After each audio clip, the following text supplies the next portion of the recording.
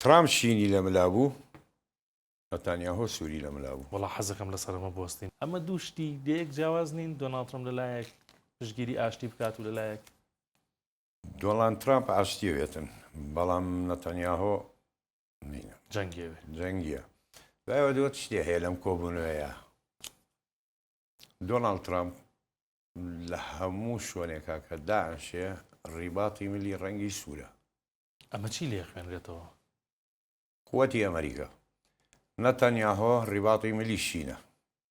لە کۆبوونەکەی ئەگەر مولاحەزە بکەی ترامپ شینی لە ملابوو نەتانیاهۆ سووری لە ملابوو. وڵا حەزەکەم لەسەرمە بۆستین بۆی بینەران تێبگەنلەوە لە ڕووی سەربازیەوە لە ڕووی دیبلۆماسیەتەوە جەنابەت معلوماتت هەیە چی لێ خوێنرێتەوە بۆ ئاڵۆگۆڕ کرا بۆ نمونە شینەکە بوو بە دۆناڵد ترامپ سوورەکە بوو بە ئیسرائیل ئەمریکا یەکە بە هەموو جۆرێکی.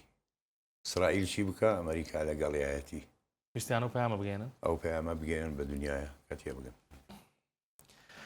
باشە ینی نەک بە کردداری کە ئەوەندە ئەمریکا پشتیوانی ئیسرائیلەکە ئەوە تا بە ئاماژەی بۆ هین باقێکیش ئەو بۆ هەموو دنیا پێشانێدات. ئیسرائیل ینی ئەمریکا ینی ئیسرائیل.